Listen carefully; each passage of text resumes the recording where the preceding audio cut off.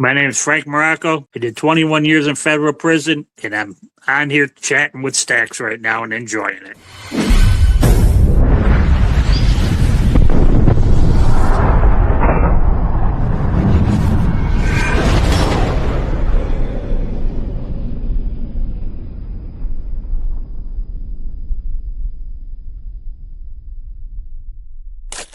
Welcome to this episode of Chatting with Staxx. I'm your host, Bill Staxx, and today I got Frank Morrocco. What's up, Frank? Just trying to get this thing rolling with you. How are you, my friend? Thank you for joining me. I appreciate you taking the time. Appreciate the invite. Definitely. So you have a crazy story. Where were you born and raised? Buffalo, New York, West Side. And Buffalo has a crazy organized crime history. What was your early life like? Good. My mom and dad split up when I was young. I went with my grandparents to a suburb of Buffalo, Lackawanna. But my mother and father stayed best of friends, and I had a good childhood. I was with my grandparents till I was about 12. I started getting a little bit too much for them. Not getting in trouble with the law or anything. Just, an active kid. Yeah. So at 13, my mother lived on the west side of Buffalo, which I was not familiar with, and I moved in with her.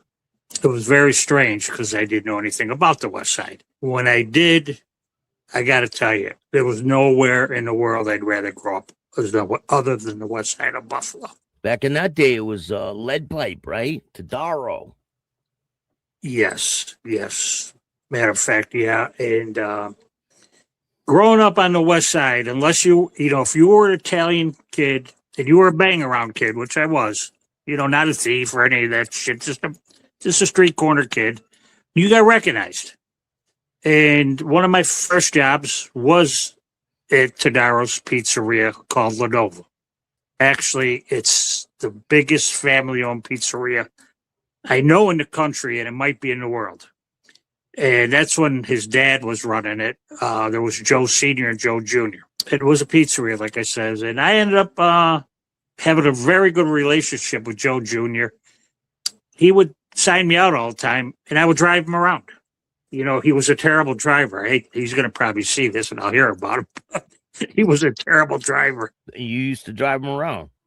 Yeah, not doing anything illegal. Back then, they had a little bookmaking thing, and I remember we used to drive around with a bag of dimes going payphone to payphone, I mean, back then there was no phone, so that was the only thing you could. That was it, brother.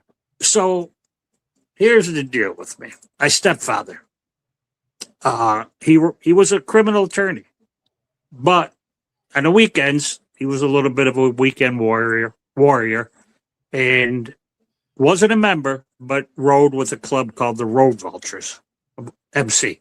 And I believe in 68, they patched over to be one of the first chapters of the Hells Angels on the East Coast. I was familiar with some of the Road Vultures, and when they patched over, of course, I'm around the Hells Angels now.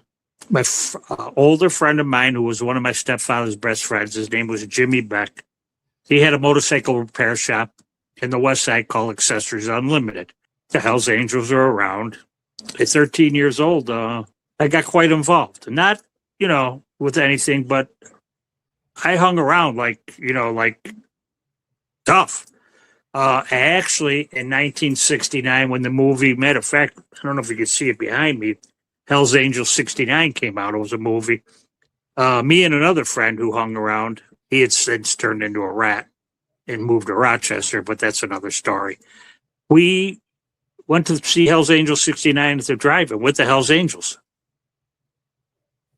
So that's wild. So here's where it gets complicated. Now I'm a Guido on the west side, but I'm already got this biker shit instilled in me because my stepfather rode. I was riding dirt bikes at 8 years old. I was on a fence. I'm working around the Italians. I'm accepted around the Italians, but I'm accepted around, at that time, the Hells Angels. So I'm on the fence. What the fuck am I going to be, a Hells Angel or a gangster? Turned out I didn't become any of them. But West Side was cool, and being around that element, it was cool. Now, there was another club in Buffalo called the Roaring Angels. At that time, now we're talking 1969, I'm 13 years old. Jimmy Beck says, "Hey, Frankie, you want to go to the Tudor Lounge?" I'm 13, it's a bar. Yeah, sure. Well, I get to the Tudor Lounge, and all of a sudden the Hells Angels are pulling up, and the Roaring Angels are pulling up. And it's peaceful. Turns out, Jimmy knew what was going on. He's in his 30s, I'm 13. And they were meeting, actually, because at that time, I believe nobody could have the word angels on their patch. And you had the Roaring Angels. So I was actually not in the back room where the meeting took place, but it was a peaceful thing where the Roaring Angels agreed to change the name of their club to the Rare Breed. And here I was. Now, the phone rings. I'm not paying attention. I learned this later. It is my mom. I'm 13 years old. I'm not home yet. And she gets Jimmy on the phone. She says, "Jimmy, is Frankie with you?" He says, "Yeah." "Well, what's he doing?" "He's shooting pool with the Hells Angels." I'm 13 years old, right? Pretty cool. Anyway, the Rare Breed is still around, still a great club in Buffalo. But the Hells Angels are defunct in Buffalo. This is now outlaw country. Oh, What so happened was they're the not up charter, there. the charter went below the allotment of members they could have. So the remaining Hells Angels went to 60 miles away to the Rochester chapter. And then eventually Buffalo became territory. I believe it was 6, right? Pardon me? Remember, they're supposed to have 6. I don't. Yeah, I think you might be right. I can't remember. I used to know more about this. I'm older now. I forget things. But I've been around in prison with members, from both clubs, and there's truce in prison. There is, no matter who's fighting, Mongols, Hells Angels, Banditos. You get to a prison yard and it's neutral. Now, when do you start getting into trouble to where you have to go do prison time? Okay, well, here's the deal. I'm a pretty smart guy and never was a drinker. Never did enter the disco era. Enter, which is socially acceptable. I mean, you'd go in a bathroom in a bar, and in the stall looked like My Three Sons. There'd be 6 feet in there. Remember the beginning of My Three Sons? Yeah. Okay, so I would dabble like twice a year, buy a gram. That was it. And I'd be pissed that I spent $100. I wasn't, I was a very, very recreational user. Now, I just had a conversation before this with one of my co-defendants, and I'm not going to mention his name. I told him that I'm doing this podcast, and he did go bad in the case, but he kind of spared me. He kind of went south in my favor. And I will mention the leader's name. His name was Mike Grozade. Wanted to be a gangster, and just had this gangster mentality, but he wasn't a gangster. The guys I hung around with, and I wasn't that way. I realized that. So anyway, I got a car lot, and the organizer of the ring, his name was Mike Grozade. They owned a garage in Buffalo, a huge garage called Tech Garage. I bring some of my dealer cars in there once in a while. I brought motorcycle stuff in there. And one day we met at a friend's bar called Squeezer Floyd. My buddy Bob Caruso, rest his soul, he owned it. And me and Mike hit it off. And we're down in the basement doing lines at the bar. And we struck up a friendship. 2 Italian guys around the same age, and he's dealing. So now I got money. I got a car lot. I got money. I'm driving a Benz. I got a new Harley every year. And he's dealing.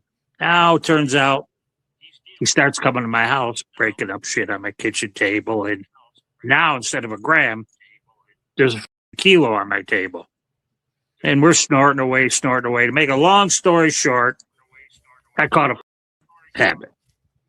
Because the shit was free. I'm not going to mention, like I said, the other guy's name. They got into this gangster mode, and they got involved in an unnecessary murder. And when the murder took place, they would have never got caught. But a guy by the name of Billy Koopman, who happened to be Sammy Gravano's best friend in the federal witness program, he had a murder and he came forward. He started spilling the beans about everything. And these guys just went to the feds to, to save themselves jail time. And so Grozade debriefs, and the state offers him 5 years for the body. But we were under investigation by the FBI. So the FBI catches Grozade, even though the murder was a state murder. They offered him 5 years to cooperate against us in the murder. He only had to do 5 years. Well, the agent's name was Dean Nom, real piece of organized crime task force. I hate them. And we had a prosecutor by the name of Anthony Bruce, who he got into some too, but let's keep this going. The state steps in and they says to the feds, hey, you can't offer him time on our behalf. You understand where I'm going with this, Bill? Yeah. Okay, so they says that body, the murder belongs to us. So now Grozade, who's already debriefing with the FBI, catches an indictment with the state. And the state tells him, listen, her name was Penny Wolfgang, the judge. She says, I've got your confession here, and you're not getting 5 years from us. Now I got your confession. Take 15 to life or go to trial and get 25 to life because you confessed. So he f***ed himself, goes in a federal witness program. Is that concurrent? Is that going to be concurrent with the federal time? Well, I think he got f***ed out of some of the time. Listen, he made a real bad deal. He made a bad deal. He starts to brief him with the feds and the feds never let the state know that they threw this body in on a deal, but they couldn't throw the body in because it was a state indictment and the feds got no jurisdiction. So he ended up he went and ratted and listen, he would put the Buffalo Parks commissioner in prison. He just wouldn't shut the fuck up. He was telling on everybody.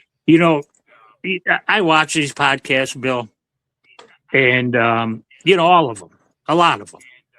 And let me tell you what, I learned one thing about tough guys. A lot of these fucking tough guys, when that cell door slams shut, they got to sit down to piss because they turn into. You hear me? Yep. And so, I watch a lot of, listen, today it's the norm to cooperate. Look at all these fucking podcasts with guys who've cooperated. It's incredible. Now, I was offered 1 year to tell. They're not ashamed of themselves.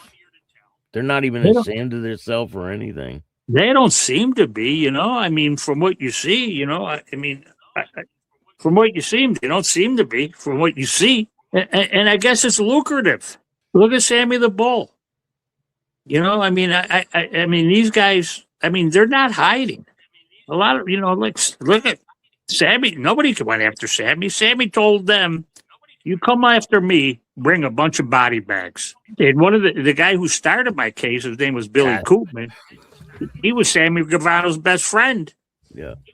In the federal witness program. So I know you did state time. You didn't do federal time, right? No, I did say okay. Okay, so when you're transferring from federal prison to federal prison, there's a hub in Oklahoma City that's a prison at the airport. The plane lands and pulls up to the jail, which is on the runway.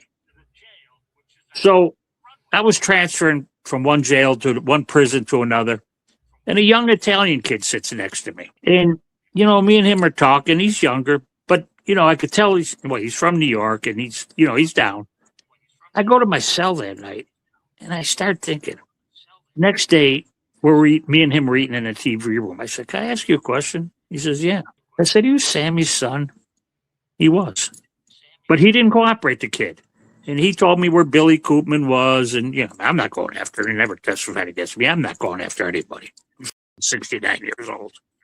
It was Sammy Gravano's son? Was sitting next to me, and I figured it out. Wow. He was giving me enough information. When I went and laid down, I says, could this be Sammy's son? And it was. And that's Billy Koopman. Right? It was Gerard. Yeah. Well, you know what? Your memory's good. You're telling me names that I forgot. But Well, how much time do you get for the whole situation with the coke and stuff? I wouldn't cooperate. They offered me 5 years and not to cooperate. And I said, you know what? I'm not involved like that. Let me be honest with you. I was the least involved in that case. And I got more time than everybody. Now, the one guy who was involved in the murders and admitted to 100 keys, and I spoke to him today, and he testified against me, but kind of spared me. And I called him up. I said, you know, I'm doing this podcast. I'm going to leave your name out of it. He said, I appreciate it. Anyway, he's involved in 100 kilos, and he's involved in a murder, right? Never had a set of handcuffs on. He had a lawyer who was pretty on the ball, said, let me get you federal immunity. And, you know, he testified against the shooter, and the shooter beat the case.